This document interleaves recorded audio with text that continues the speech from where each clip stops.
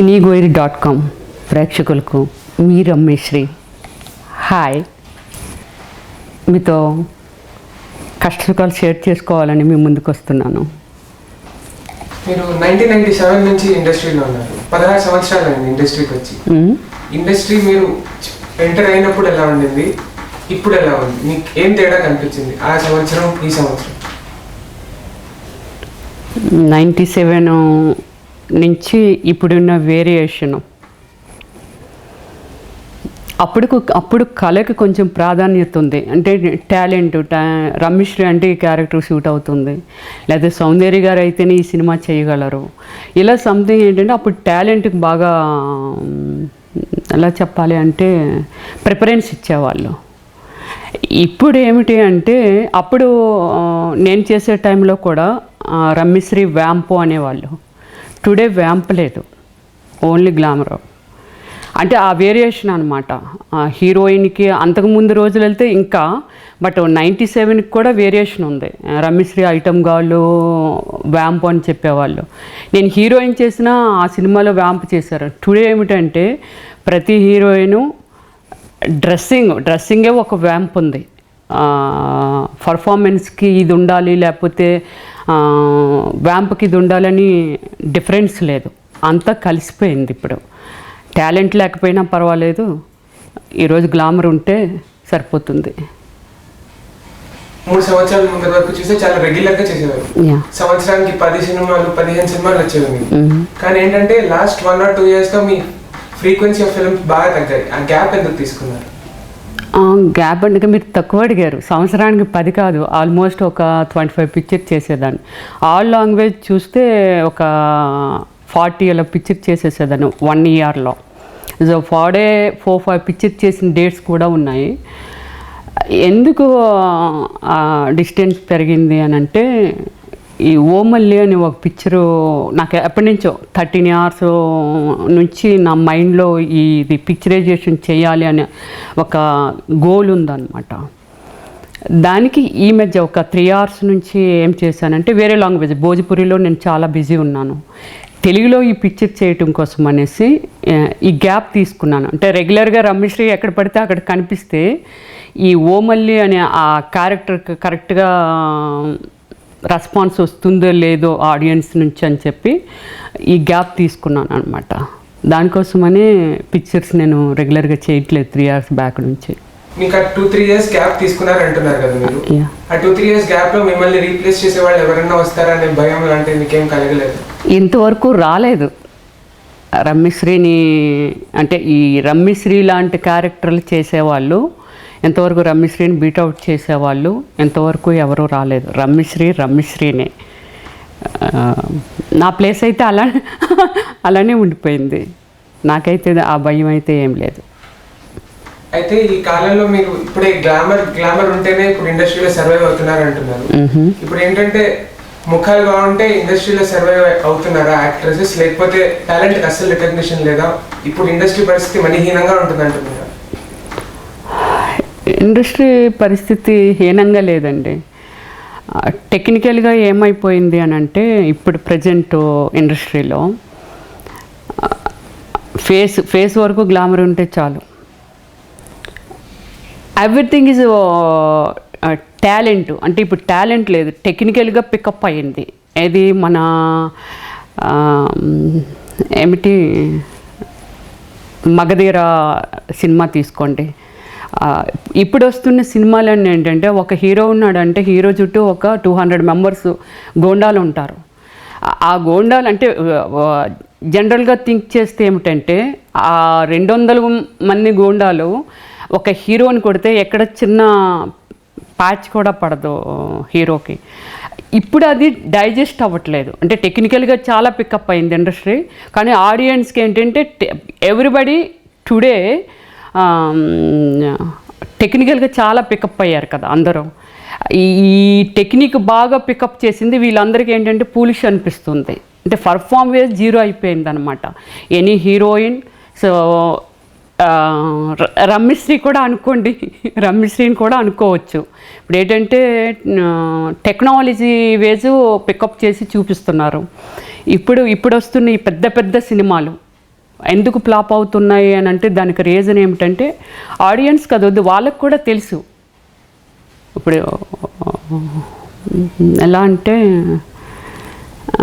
Greek వీరుడు ఉంది. ఆ Greek వీరుడు సినిమాలోని గ్రీక్ వీరుడు అంటే is dream boy is Nagarjuna కదా. టెక్నికల్గా ఏమిటంటే ఏదో చెప్పాలనుకున్నారు, దాన్ని చెప్పలేకపోయారు. అలా ఏంటంటే ఫెయిల్యూర్ అయిపోతున్నాం. ఇప్పుడు ఏంటంటే డర్టీ పిక్చర్, మీరు వ్యాంప్స్ గురించి, ఐటమ్ గర్ల్స్ గురించి ఇప్పుడే మాట్లాడారు. ఏంటంటే డర్టీ పిక్చర్ లాంటి ఫిల్మ్ బాలీవుడ్లో 6 నేషనల్ అవార్డ్స్ వచ్చి విద్యా బాలన్కి బెస్ట్ యాక్ట్రెస్గా కూడా అవార్డు వచ్చింది. సో ఏంటంటే మీ ఓమల్లి సినిమా అలాంటి డైరెక్షన్లో పయనిస్తుందా? అంటే ఆ కోవకి సంబంధించిందా అంటున్నారా? దట్టి సినిమా సిల్క్ స్మిత లైఫ్కి సంబంధించిందని చెప్పారు. సిల్క్ స్మిత లైఫ్ అది కాదండి, ఇంకా చాలా చాలా ఉంది. ఎందుకంటే తనతో 5 years జర్నీ చేసిన హెయిర్ డ్రెస్సర్ నాతో కూడా ఒక 6 years జర్నీ చేశాడు. తన లైఫ్ ఎంత డెప్త్ ఉంటుందనేది నాకు తెలుసు. కానీ అంత డెప్త్కి ఆ సినిమా అయితే వెళ్ళలేదండి. కానీ దట్టి సినిమాకి విద్యాబాలన్కి అన్ని అవార్డ్స్ వచ్చాయి అని అంటే, ఇంకా ఓమల్లి సినిమా నేను కథా స్క్రీన్పై డైరెక్షన్ చేశాను. నేను ఛాలెంజ్ చేసి చెప్తున్నాను, 100 yearsలో మన ఇండస్ట్రీ పుట్టి, తెలుగు తమిళ ఇండస్ట్రీ పుట్టి 100 years అయింది. ఈ 100 yearsలో ఇంతవరకు ఇలాంటి పర్ఫామ్ కానీ లేకపోతే ఇలాంటి కథ కానీ ఎవరు టచ్ చేయలేదండి. బట్ ఎక్స్పెక్టేషన్ నాకు కూడా మోర్ ఉంటుంది. ఇంకా అంటే అవార్డ్స్ ఎక్స్పెక్టేషన్ ఉంది, 100% అవార్డ్స్ వస్తాయనేది ఉంది. బట్ నేనేమంటానంటే టాలెంట్ ఈజ్ ఇంపార్టెంట్. ఒకప్పుడు రమేశ్రీని ఒక వ్యాంపిస్గా చూశారు. టుడే ఓమల్లితో ఏమిటంటే టాలెంట్ అంటే అప్పుడు అది చేశారు, ఇప్పుడు ఇది చేయగలరా అని అంటే సినిమా చూసి జడ్జ్ చేయాలి ఆడియన్స్. నేను కూడా ఎక్స్పెక్ట్ చేస్తున్నా. ఆ కోవలో సినిమా అయితే కాదండి, దట్టి సినిమా కోవలో ఉంది అయితే ఓమల్లి కాదు. సో ఫ్యామిలీ ప్రతి ఒక్కరు ఏంటంటే ఈ సినిమాని చూడకుండా అంటే మిస్ అయ్యారనే ఫీల్ ప్రతి ఒక్కరికి కలుగుతుంది. అది ఇప్పుడు ఏంటంటే సినిమాలకు వచ్చిన తర్వాత ఇండస్ట్రీలో చాలా మనుషులు ఉంటారు. కొంతమంది మంచోళ్ళు ఉంటారు, మంచోళ్ళు చెడ్డోళ్ళు మనకు అనిపించే వాళ్ళు చాలా మంది ఉంటారు. అందరికీ ఒక ఒపీనియన్ ఉంటుంది, రమేష్ గారు ఇలా ఉన్నారు, రమేష్ గారు అలా ఉన్నారు. సో చాలా మంది మీ పైన ఒపీనియన్స్ చెప్పి మీరు బాధపడే సిచ్యువేషన్స్ కూడా ఉంటాయి. సో ఏంటంటే అలాంటి సిచ్యువేషన్స్ హ్యాపీ మూమెంట్స్ ఉంటాయి, సాడ్ మూమెంట్స్ ఉంటాయి, ఒపీనియన్స్ అనేది మిక్స్డ్ ఉంటాయి. సో అలాంటి రియాక్షన్స్ మీరు ఎప్పుడైనా బాగా రియాక్ట్ అయ్యి ఎఫెక్ట్ అయ్యారా? బాగా రియాక్ట్ అంటే అప్పుడులో అయ్యేదానండి, స్టార్టింగ్లో అయ్యేదాన్ని.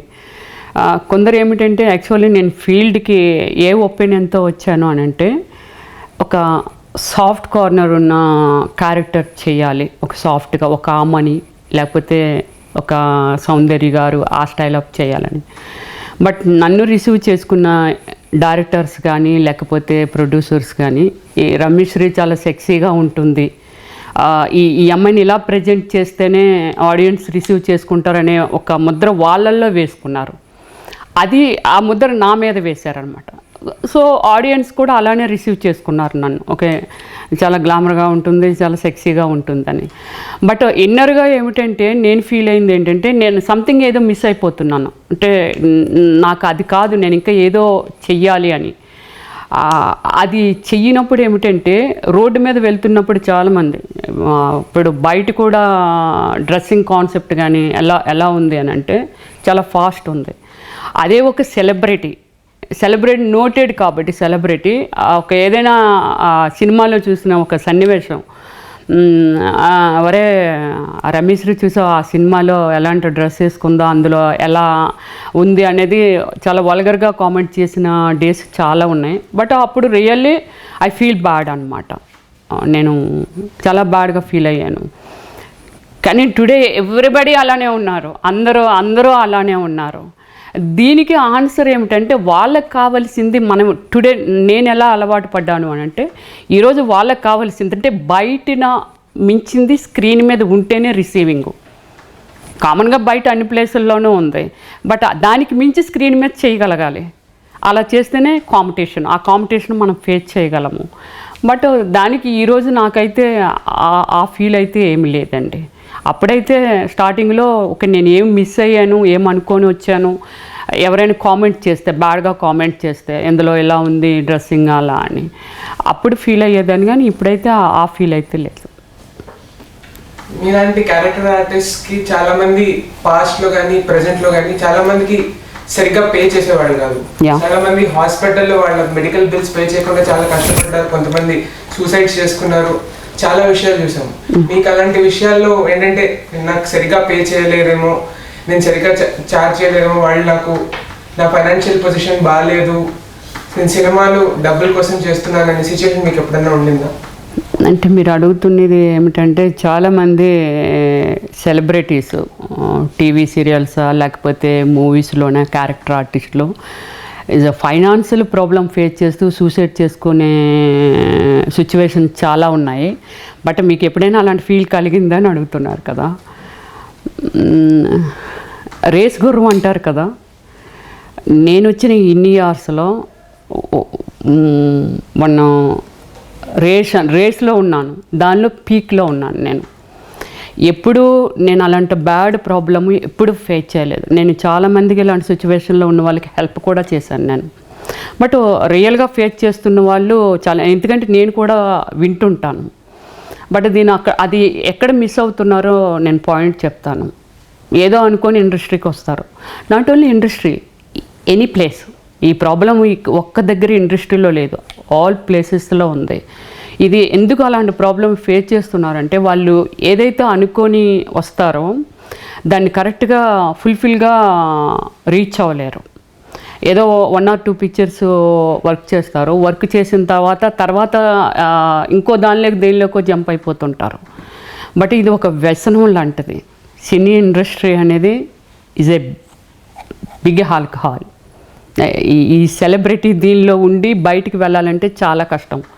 బట్ అలా 1 or 2 పిక్చర్ చేసిన తర్వాత ఏమిటంటే వాళ్ళు బయటకు వచ్చి బ్రతకలేరు. దీనికి అలవాటు పడి ఫైనాన్షియల్గా లాస్ అయిపోయి నెక్స్ట్ ఒక బ్యాడ్ థింక్ ఉంది. సెలబ్రిటీస్ ఫిల్మ్ ఇండస్ట్రీలో ఒక సెలబ్రిటీసు ఒక క్యారెక్టర్ వైజ్ కానీ లేకపోతే ఇంకోటి కానీ బ్యాడ్గా థింక్ చేస్తుంటారు. కొందరు ఆ థింకింగ్ని ఏంటంటే బ్యాలెన్స్ చేయలేరు. బయటికి వెళ్ళి కానీ అది రాంగ్ అనమాట. ఇండస్ట్రీలో బ్యాడ్గా బిహేవ్ చేయాలి, లేకపోతే ప్రొడ్యూసర్స్ పిలుస్తారు, డైరెక్టర్స్ పిలుస్తారు అనేది ఈజ్ రాంగ్. ప్రతి ప్లేస్లోనూ గుడ్ ఆర్ బ్యాడ్, ప్రతి ప్లేస్లోనూ ఉంది అది. కానీ ఇండస్ట్రీనే ఏమిటంటే ఒక సినిమాలో ఏమి చేసిందంటే సంథింగ్ ఏదో రాంగ్ అలాంటి కొందరు ఫేస్ చేయలేక సూసైడ్ చేసుకున్న వాళ్ళు కొందరు ఉన్నారు. అలాగే ఫైనాన్షియల్గా ఏంటంటే బయటకు వచ్చి ఏంటంటే ఇది హై పీక్లో ఉంది ఈ సెలబ్రిటీ ఫిల్మ్ ఇండస్ట్రీ, దాన్ని బయటకు వచ్చి బ్యాలెన్స్ చేయలేక సూసైడ్ అటెంప్ట్ చేస్తున్న వాళ్ళు కొందరు ఉన్నారు. ఇంతే తప్పితే అందరూ ఫైనాన్షియల్గా బ్యాడ్ అయిపోయింది. నేనైతే ఎప్పుడూ అలాంటి ప్రాబ్లం ఫేస్ చేయలేదు, ఎందుకంటే నాకు ఒక లైన్ ఉంది, ఆ లైన్లో నేను వెళ్తున్నాను కాబట్టి గుడ్ రిజల్ట్ మై లైఫ్. మీరేంటంటే ఓ మల్లి చిత్రంతో దర్శకత్వం కూడా స్టార్ట్ చేస్తున్నారు. ఏంటంటే ఒకేసారి మీకు acting, writing, screen play, direction ఇవన్నీ ఒకేసారి బ్యాలెన్స్ చేయడం ఒక బర్డెన్ లాగా అనిపించలేదా? ఈ క్వశ్చన్ అందరూ అడిగారు. హీరోయిన్గా చేయటమే చాలా కష్టము, బట్ కథ, స్క్రీన్ ప్లే, డైరెక్షను ఇవన్నీ మీరు అంటే ఇన్ని శాఖలు మీరు నిర్వర్తించారు అంటే చాలా కష్టంగా ఉంటుంది కదా, ఎలా ఫేస్ చేశారు అనేది. కానీ చెప్పాను కదా 13 years 14 years నుంచి ఈ ప్రాజెక్ట్ మై డ్రీమ్ ప్రాజెక్ట్ అనమాట. దీన్ని నేను చెయ్యాలి అంటే నేనే చెయ్యాలి, ఇంకెవరికైనా హ్యాండ్ ఓవర్ చేస్తే అదేమైనా డిస్టర్బ్ అయిపోతుందేమో అని అలా ఫీల్ అయ్యి ఇవన్నీ నేనే ఫేస్ చేశాను. కానీ ఇది చాలా కష్టమైన జాబు. ఒక జాబ్ చేయటందుకే చాలా పేషెన్స్ ఉండాలి. కానీ నేనేంటంటే ఇన్ని జాబులు చేశాను అని అంటే ఆ కథ మీద ఉన్న గుడ్ ఫీల్ అనమాట. బట్ నేనైతే చెప్తున్నానండి, ఈ సినిమాకి ఎంత హార్డ్ వర్క్ చేశానో అంత బ్యూటిఫుల్ రిజల్ట్ వచ్చింది ఈ పిక్చర్కి. ఒక చరిత్ర అనమాట, చరిత్రలో అలా ఉండిపోతుందని ముందుగా తెలుసు కాబట్టి ఎంత కష్టమైనా వర్క్ చేశాను.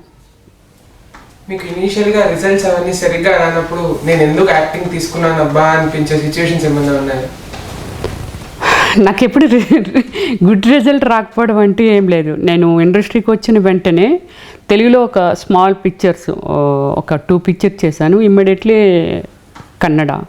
కన్నడలో స్టార్టింగ్ హీరోయిన్, అక్కడ item girl heroine, only 2 play చేశాను. హీరోయిన్ ఐటమ్ గర్ల్, వేరే క్యారెక్టర్స్ అంటూ అక్కడేమీ నేను చేయలేదు. అక్కడ మంచి రిజల్ట్ ఉంది. దాని నుంచి తెలుగు వచ్చాను. తెలుగులో ఒక 150 పిక్చర్స్ అలా చేశాను. అన్ని big hit pictures, big directors. Simhadri, B Gopal director, Narasimha Naidu,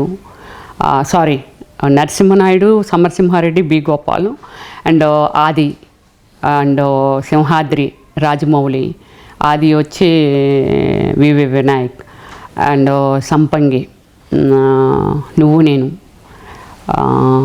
తర్వాత ఇలా చాలా పిక్చర్స్ అన్నీ నాకు గుర్తులేదు.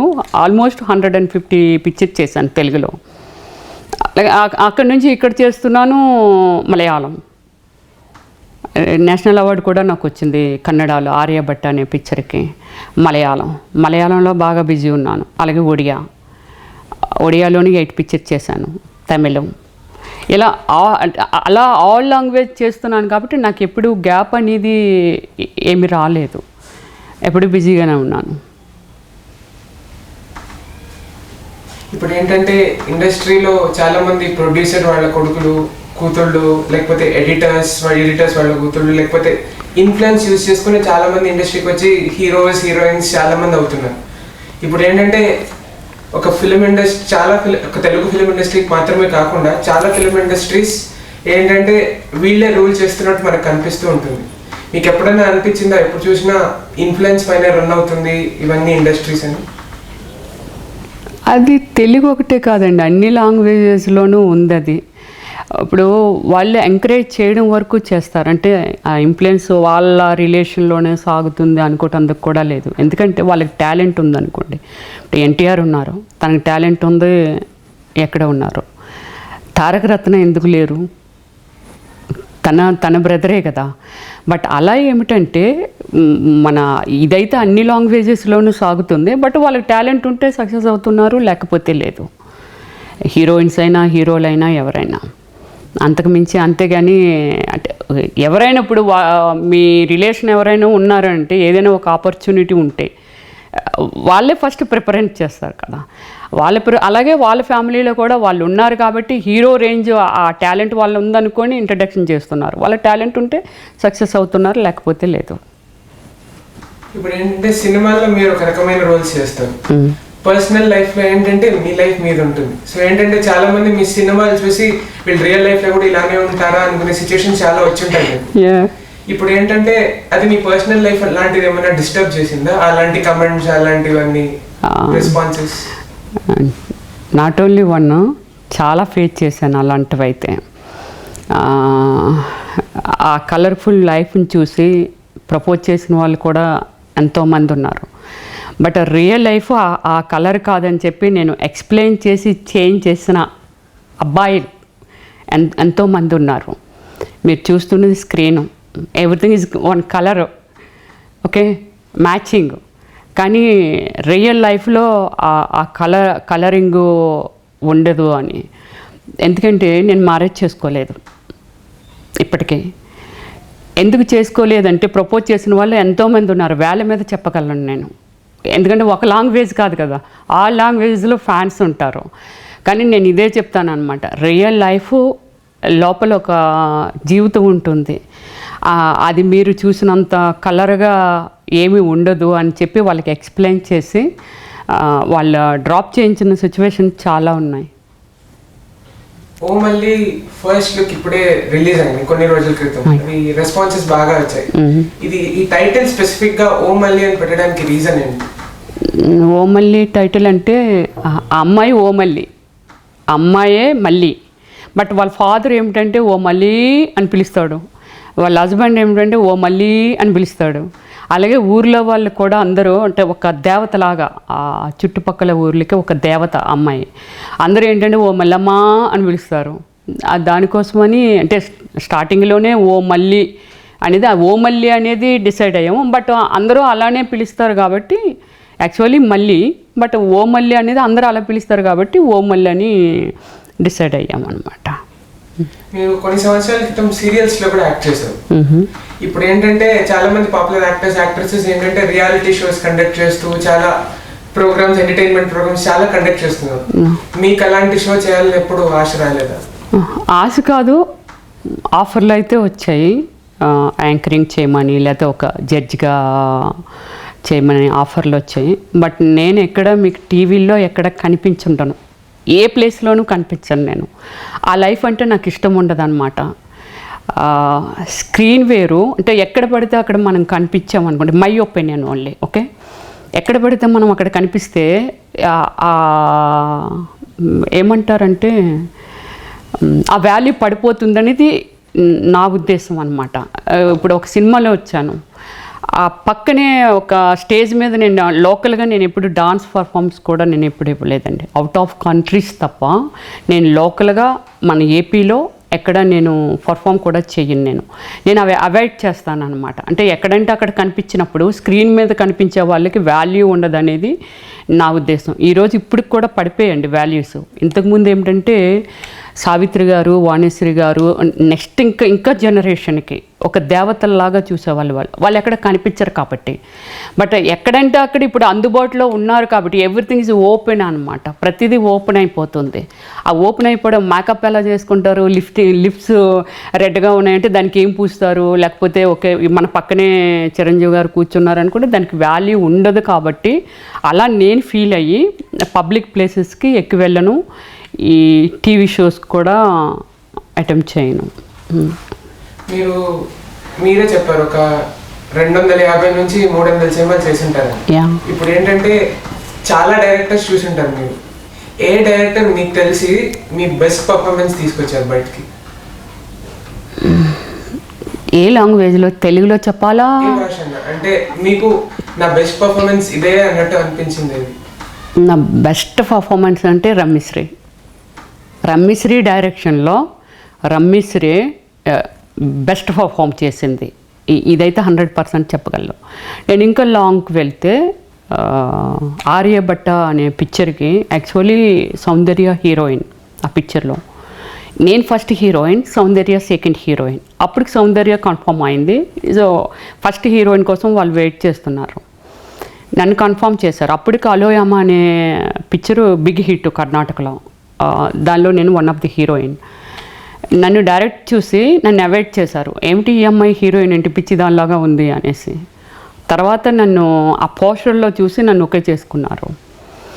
ఆ పర్ఫామ్ నేను కమిట్ అయిన తర్వాత ఆ పర్ఫామ్ చేయలేనని మళ్ళీ అవాయిడ్ చేశారు. లేదు ఇలాంటి పర్ఫామ్ చేయలేదు అని. దానికి అవార్డు వచ్చింది నాకు. ఆ డైరెక్టర్, నాకు కన్నడ ప్రాబ్లం ఉండేది లాంగ్వేజ్. అతను ఒక 3 days ఇలాగా ఈ కథని అంటే ఈ క్యారెక్టర్ని ఎక్స్ప్లెయిన్ చేసి ది బెస్ట్ పర్ఫామ్ అనమాట. అవార్డు వచ్చిందంటే బెస్ట్ పర్ఫామ్ అనే దాని మీనింగ్ కదా.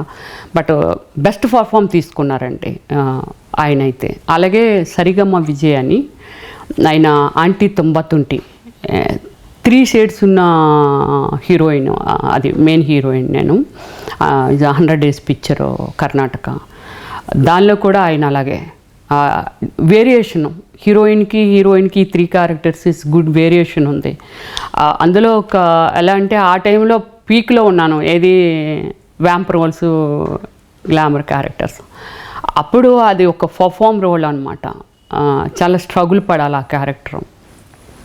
అది కూడా గుడ్ పర్ఫామ్ తీసుకున్నారు ఆయన అయితే. మీకేంటంటే సినిమా ఇండస్ట్రీలో మీరెంత చెప్పినా సర్వైవ్ అవ్వడం అనేది ఒక రిస్క్. ఎనీ యాక్టర్కి 5 సంవత్సరాల తర్వాత డిమాండ్ తగ్గిపోతుంది, ఇంక్రీజ్ అవుతుంది. మీరు కంటిన్యూస్గా 15 years ఒక ఇండస్ట్రీలో ఉన్నారంటే దానికి రీజన్ ఏంటని అనుకుంటున్నారు? రీజన్ ఏం లేదు. ఇందాక మీరు ఒక క్వశ్చన్ అడిగారు, గ్లామర్ ఉంటే ఇండస్ట్రీలో సర్వే అయిపోవచ్చా అని. బట్ నేను అనుకుంటున్నాను గ్లామర్తో పాటు పర్ఫామ్ ఉంటే, ఎక్స్ప్రెషన్ ఉంటే డెఫినెట్లీ లాంగ్ టైం. ఇప్పుడు హిందీ హీరోయిన్లు ఉన్నారు. మీరు హాలీవుడ్లో తీసుకుంటే అంజనా జోలీ వీళ్ళందరూ ఉన్నారండి. 40 years ఇస్ గుడ్ హీరోయిన్స్ వాళ్ళు. స్టార్ హీరోలతో వాళ్ళు పోటీ పడుతున్నారు. బట్ మన తెలుగు ఇండస్ట్రీ బ్యాడ్ ఏమిటంటే అమ్మ అనే పదానికి అర్థం, లవర్ అనే పదానికి అర్థం, వీటికి అర్థం తెలియని ఒక హీరోయిన్స్ ఏంటి 14 years 15 years కంటే అండ్ మెచ్యూరిటీ వాళ్ళకి ఏం రాదు. బట్ అయినా వాళ్ళనే యాక్సెప్ట్ చేస్తుంది మన ఇండస్ట్రీ. వాళ్ళు ఎన్ని సినిమాలకు వస్తున్నారు, ఎన్ని సినిమాలు వర్క్ చేస్తున్నారు. బట్ అప్పటి నుంచి నేను ఇప్పటిదాకా ఉన్నానంటే నాకుండే ఈ glamour. But same time perform ఉంది. నేను ఎనీ పర్ఫామ్ చేయగలను అంటే ఆల్ టైప్ ఆఫ్ పర్ఫామ్ చేశాను కాబట్టి today also my life is challenge అనమాట. ఏదైనా చేయగలనేది ఉంది కాబట్టి ఈ రోజుకి రిసీవ్ చేసుకుంటున్నారు. సో ఒక గుడ్ హీరోయిన్ కంటే ఫాన్ చెప్పాలంటే నాకు ఇంకా చాలా ఎక్కువ ఉన్నారనే చెప్తాను నేను.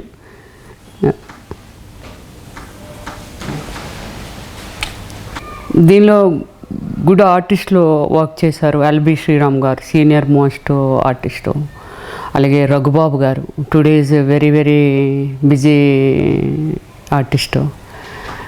Akash is good hero. అలాగే ఇంకా చాలా మంది ఆర్టిస్టులు ఉన్నారు. బట్ వీళ్ళందరితో అంటే నా క్యారెక్టర్ని మోల్డ్ చేసుకుంటూ వీళ్ళందరినీ అంటే డైరెక్ట్ చేయడం అనేది ఎంత కష్టము అనేది దీనికి చాలామంది ఏం చెప్పారంటే నీ కష్టం అనేది ఈ సినిమాలో కనిపిస్తుంది, క్లియర్గా కనిపిస్తుంది రమ్య. వెరీ హార్బుల్ జాబ్ అనమాట ఈ జాబ్ అయితే. ఒకటి పోషించడం చాలా కష్టం. బట్ ఇన్ని శాఖలు నువ్వు చూసుకుంటూ యువతల మాటలు చూసుకోవాలి, డైలాగ్స్ అవి ఎలా వస్తున్నాయి అనేది. అలాగే సేమ్ టైము డైరెక్షను, దీనిలో ఆ టేకింగ్ ఎలా వస్తుంది ఏమిటి అనేది ఇవన్నీ చూసుకోవాలి. నువ్వెలా యాక్ట్ చేస్తున్నావో చూడాలి, అలాగే వాళ్ళు ఎలా యాక్ట్ చేస్తున్నారో చూడాలి. ఇది నీకు చాలా కష్టంగా ఉంది కదా అని మీరు అడిగిన క్వశ్చన్ చాలామంది అడిగారు. సేమ్ టైము మ్యూజిక్, ఎందుకంటే ఇది డిఫరెంట్ పిక్చర్ కాబట్టి చాలా కేర్ తీసుకోవాల్సి వచ్చింది మ్యూజిక్. కామన్గా ఇప్పుడు చాలామంది యూత్ సింగర్స్ వచ్చారు, వీళ్ళందరూ పాడుతున్నారు. కానీ నేను ఈ సినిమాలో 9 minutes జేసుదాస్ గారు సాంగ్ పాడారు.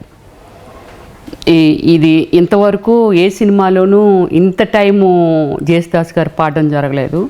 నెక్స్ట్ ఆయన 9 years 10 years బ్యాక్ ఆయన డ్రాప్ అయిపోయారు. నేను ఇంక సాంగ్స్ పాడను అని చెప్పి ఈ కథ విని ఫస్ట్లో ఆయన యాక్సెప్ట్ చేయలేదు. బట్ తర్వాత ఈ కథ విన్న తర్వాత ఈ సాంగ్ పాడినందుకే ఒప్పుకున్నాను. అంటే అలాంటి మేధావులతో నాకు వర్క్ చేయడం అనేది రియల్గా చాలా కష్టం అనిపించింది. ఆయన్ని క్యాచప్ చేసి, జేసుదాస్ గారు ఎక్కడ ఉంటారు, లండన్లో ఉంటున్నారు, ఆయన క్యాచప్ చేసి ఆయనతో పాడించి, సేమ్ టైము మన చిత్ర గారు, ఎందుకంటే ఈ సినిమాకి వాళ్ళు మాత్రమే కావాలి. టెక్నికల్గా ఏంటంటే బిగ్ పిక్చర్ అని చెప్పాలి, వాళ్ళు మాత్రమే కావాలి కాబట్టి. సో ఈ మధ్య వాళ్ళ డాటర్ పోయారు, చిత్రగారు వాళ్ళ డాటరు. ఆమె చాలా మెంటల్ స్ట్రగులింగ్లో ఉన్నారు. ఆమెని పట్టుకోవడానికి నాకు చాలా టైం పట్టింది. ఆల్మోస్ట్ 25 days నేను వెయిట్ చేశాను. ఇదిగో హైదరాబాద్కి వస్తున్నారు పాడించాలి, ఇదిగో చెన్నైకి వస్తున్నారు పాడించాలి, దుబాయ్లో ఉన్నారు, కానీ ఆమె పాడాలి. ఈ సాంగ్ అయితే ఆమెనే పాడాలి. ఒకప్పుడు మన రాఘవేంద్రరావు గారు తీసిన సినిమా 16 ఏళ్ల వయసులో శ్రీదేవి గారు సాంగ్ శ్రీదేవి గారి సాంగ్ ఎలా ఉంటుందో అలాంటి ఫీల్ ఉన్న సాంగ్ అనమాట ఈ సాంగ్. అంత కలర్ఫుల్ సాంగ్ అది. చిత్ర గారు అయితే బాగుంటారు. అంటే ఎక్కడ కాంప్రమైజ్ కాలేదు. జాబ్ కొంచెం టఫ్ ఉన్నా నేను ఎక్కడ కాంప్రమైజ్ కాలేదనమాట ఇలా ఏది తీసుకున్నా. బట్ ఆల్ లాంగ్వేజెస్ అనుకుంటున్నాను కాబట్టి ఆల్మోస్ట్ ఈ పిక్చరు తమిళ్ కార్తీక్ ఇప్పుడు బాగా ఫామ్లో ఉన్నాడు. తమిళ్ కార్తీక్ యువతల మన తెలుగు, మలయాళం, హిందీ, తమిళ్, కన్నడ అన్నీ పాడుతున్నాడు. బట్ ఆ అబ్బాయిని తీసుకోవడం జరిగింది. ఇలాగే ఏంటంటే మ్యూజికల్గా కూడా చాలా కేర్ తీసుకొని నాకు ఏం కావాలనేది దానికే చెప్తున్నారు. ఏ విషయంలోనూ ఎక్కడ కాంప్రమైజ్ అవ్వకుండా. సినిమా అంటే ఏంటంటే చాలామంది మనకి దొరకలేదులే దీంతో చేసేద్దాం అనుకొని చేసిన వాళ్ళు ఉండుంటారు మేబీ. బట్ నేను మాత్రం ఎక్కడ కాంప్రమైజ్ అవ్వకుండా దీనికోసం చాలా హార్డ్ వర్క్ చేశాను. అంటే కథను ఎప్పటి నుంచి తయారు చేశానో ఇదంతా అయిన తర్వాత ఇవన్నీ ట్యాకప్ చేయడం అనేది నాకు చాలా కష్టమైన జాబు. బట్ చేశాను, దానిలో సాటిస్ఫై అయ్యాను. ఇప్పుడు ఆ కథ వచ్చిన దాన్ని బట్టి గుడ్ క్వాలిటీ వచ్చింది. యువతలో మ్యూజిక్ లేకపోతే సింగర్స్. సునీల్ కాశ్యప్ మీకు తెలుసు ఇప్పుడు యూత్ని. సునీల్ కాశ్యప్ని ఎందుకు తీసుకున్నానంటే ఒక డ్యూయట్ సాంగ్ ఉంది, మీరు మీ ఫోన్లో కూడా డౌన్లోడ్ చేసుకుంటారు. అంత బ్యూటిఫుల్ సాంగ్ అనమాట. తమిళ్ కార్తీక్ పాడారు ఆ సాంగ్ని. బట్ సునీల్ కాశ్యప్ని ఏంటంటే ఐటమ్ సాంగ్కి అండ్ యూత్ ఫాలోయింగ్ ఉన్న దీనికోసము సునీల్ కాశ్యప్ని తీసుకున్నాను. కృష్ణ గారిది ఏమిటంటే మన ఇళయరాజా గారు వాళ్ళు ఇచ్చిన మ్యూజిక్ కృష్ణ గారు ఇచ్చారు. సేమ్ లైక్ దట్ ఇళయరాజా గారు చేశారని అడిగారు అందరూ. అంత బ్యూటిఫుల్ ఉందన్నమాట మ్యూజిక్.